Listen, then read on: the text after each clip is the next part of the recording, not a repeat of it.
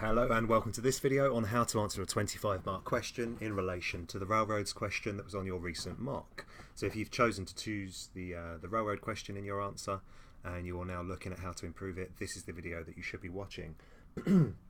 Now today we're going to talk about how do we get full marks in this 25-mark question. We're going to break it down to an introduction, our main body, and then our conclusion. AQA's advice is taken from the mark scheme, so a very good answer contains a good understanding of the full demands of the question, well organised and well delivered. The information is well selected, specific and precise. It shows a good understanding of the key features, issues and concepts, is analytical and balanced, and that's a key part of this. You have to argue both sides to produce that substantiated judgment. So how do we go about doing this? Well, my plan for your answers would always be work out the focus of the question. As soon as you get it, read through it, underline things, make a point of what is this question asking me. Plan your essay, try and identify a series of factors, focus on the question, start your essay with the named factor. So in this case, railroads. Use the words of the question to formulate your answer. Always, always, always use that in your answer. You'll read your essay and you should be able to read the exact wording of the question several times over.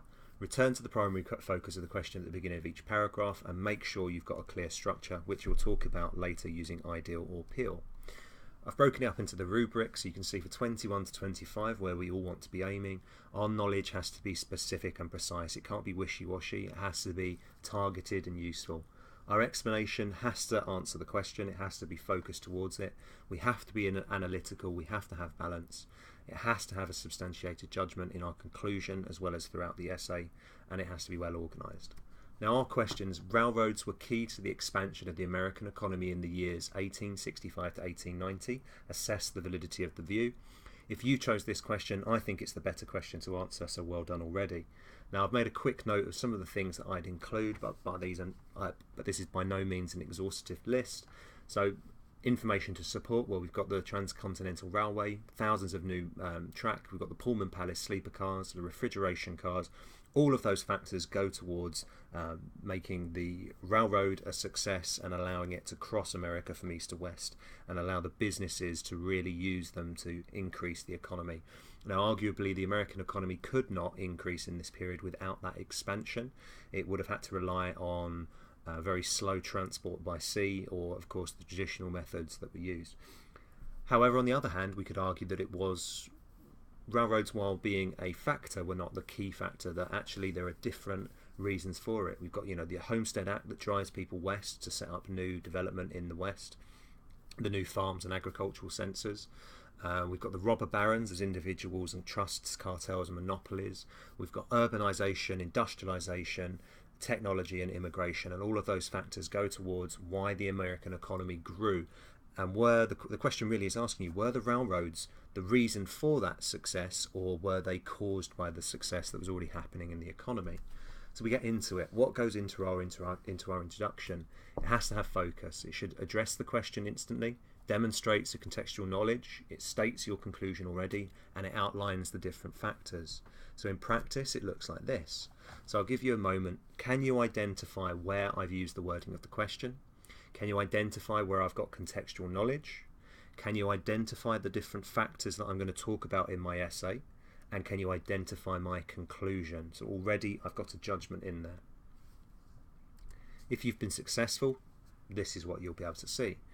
So my introduction starts off by addressing the question. I then support it with some contextual knowledge to show that I'm an excellent historian and I know my stuff. I've got a mini judgment. Historians argue that this economic expansion was a result of a convergence of different factors, and then I outline the factors that I'm going to talk about. So you can see I've got factor 1, the railroads itself. Factor 2, industrial and agricultural technology. Factor 3, urbanisation and immigration. And factor 4, if I get onto it, I'll talk about the robber barons, etc. Now, in our main body, we need to have a structure. It has to be well organised. So I choose to use ideal. You can choose to do peel, but I feel that if you're going to get the balance in, you would have to write 2 peel paragraphs for every ideal paragraph. In your essay, you have to address the question again. You have to use the wording of the question to make sure you're focused, and you have to have separate factors in each paragraph. Do not clump things together. If you do that, you will lack the organisation that's necessary to score maximum marks. Here's my essay. Can you break it down into the ideal paragraph? Can you see where I've introduced my point? Can you see where I'm using specific facts to describe the factor? Can you see where I've explained why my information answers the question? Can you see my attempts at analysis, providing balance to the question? And then can you see where I've linked on to another paragraph? So here you can see my introduction. I've used the exact word in the question. The railroads contributed to an unprecedented growth in the economy. I've then gone on to illustrate that point with some information. My explanation is focused towards the questions. How does the railroads actually improve the economy? I've tried to provide some analysis, to say that actually, while the railroads were aided by developments in new technology, so therefore they cannot be the result of or cannot be the cause of the expansion in the economy. And I've gone on to link onto my second paragraph. So in my second paragraph, I go on to talk about the new technology, the Bessemer steel converter, the open range farms, the developments in technology, all going towards creating the economical drive that was needed. My third paragraph might be talking about urbanisation, the massive increase in the cities, the demand that created. It might also consider immigration.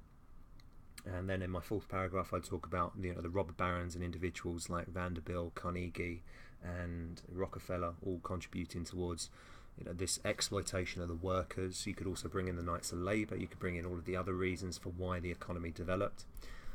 And then we come on to our conclusion. Now, our well-substantiated judgment should be illustrated throughout. If you go back, you can see I've got a mini judgment in here already, and it doesn't detract from my overall conclusion. Your overall conclusion should be very clear. At no point should you contradict it throughout your answer. Now, conclusions is somewhere where many people struggle. I've seen some single sentences, I've seen paragraphs worth of conclusion, but our conclusion needs to be succinct. It needs to summarize everything. It addresses the question finally. It summarizes our argument. It avoids adding anything new, and it signposts success. So again, can you identify in this paragraph? Take a couple of minutes. Where is my use of the question? Where's my summary of my argument? And lastly, where's my mini conclusion, my substantiated judgment? If you've done it correctly, then hopefully you'll have highlighted these areas.